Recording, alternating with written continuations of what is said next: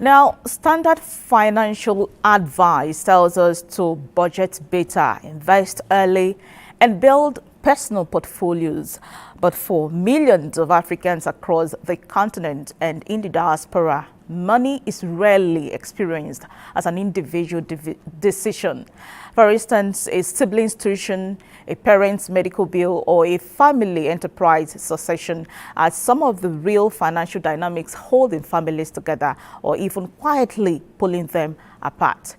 Joining us virtually from Canada is Kakura Nsima, an author and public speaker, to explore how African families navigate obligation, generosity, and long-term legacy. Hello, Kakura. It's a pleasure to have you on Business Express. Hello, good afternoon from Canada.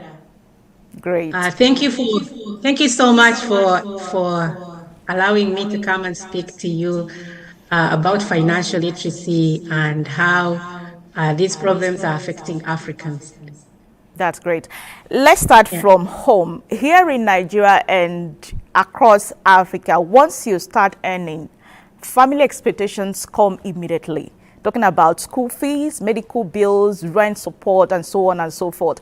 How can a young person balance these obligations and still think about building wealth, let's say 10, 20 years down the line?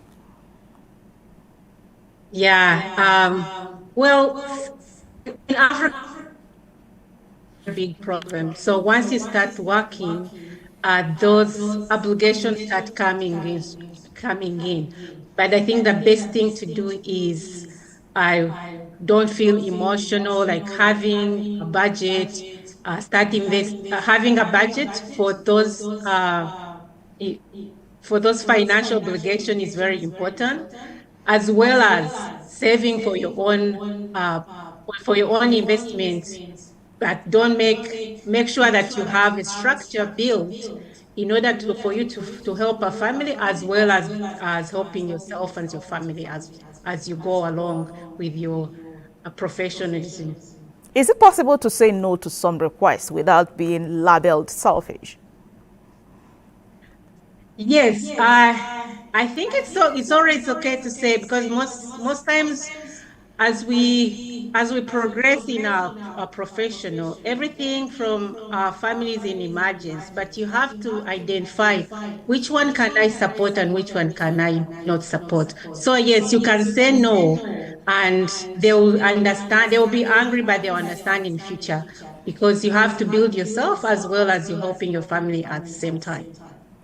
All right, for those of you in the diaspora, there is often tension between the desire to actually support relatives back home and the need to secure one's own children's future. How then can families navigate that tension without bitterness on either side? Yeah, that's a very interesting one. But at the same time, we have been conditioned that we must help our families, but then we forget to help ourselves as well. We get those uh, emergencies. We get people ask us for help, but then we forget what we came here to do. So um, I'm asking my people in the diaspora is to build the structures that will help you as a person, and not only sending home money to help with your emergency fund for school fees, for medical bills, but have a structure in ensure that it's compounding for your family. You have a trust for your education funds, and you even create investment. So it helps you as a person, and it helps your family as well. And then that's where you'll be able to juggle the askings and be able to help your family as well without feeling guilty.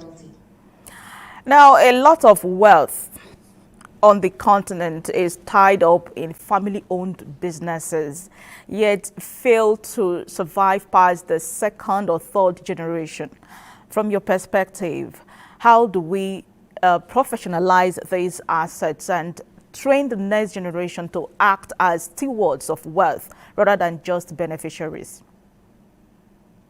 Yes. So when I wrote my first book, I was only just disseminating information. But on my second book, I am writing about building structures.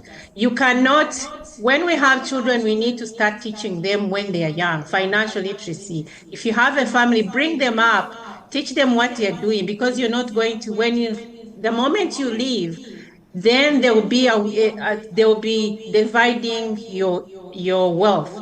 But if you build a structure, you have a corporation, everything is in, let's say you trust a corporation where everybody has shares, and you teach them those skills, not an employment skill, but as an entrepreneur, so that they can have a succession plan once you leave. That's the best way to maintain that wealth. Because like if you look at other people from, let's say, Asians, they have been able to help their families build wealth by helping their children to work in the same organization they are working in. So once they leave, that is being transferred to the next generation and it's not lost. But in Africa, we don't do that at the same time. So, but we should be planning on those structures so that they can be able to succeed once we leave. Yeah, speaking of building structures, we often see families fall into bitter conflicts over land or property once a primary patriarch or matriarch passes away. My question is, what is the difference between simply leaving an inheritance or an informal inheritance and building a durable legal infrastructure that keeps wealth intact across generations? I think the most important thing is to build the most important thing for inheritance often divides assets between individuals. So one person leaves, they start selling what you left them. Then another one starts borrowing against the property. Another person neglects it. So over time, the family wealth disappears. So the strong system keeps important assets together. For example, family land can remain under the company or a trust. Then the land stays together. The family can develop it, rent it, or farm it. And family members will benefit from that income. So that's how I think we African, we should start doing it. All right. Some people argue that the traditional African obligation to family is being unfairly labeled as a burden by some who have made it, in quote. How do you respond to that view? Uh, yeah, that's a very interesting question. Yes, but at the same time, it's about financial literacy. We have to start teaching them so they can do some kind of mindset change. But that comes from education, reading books, teaching them, having me come to talk to people. Those are the only way we can alleviate that problem. All right. If there is one fundamental mindset shift every individual or family should make today to move from short-term survival to building a lasting economic institution, what would that be? Uh, I think the first thing is mindset change. That's the biggest shift, because most families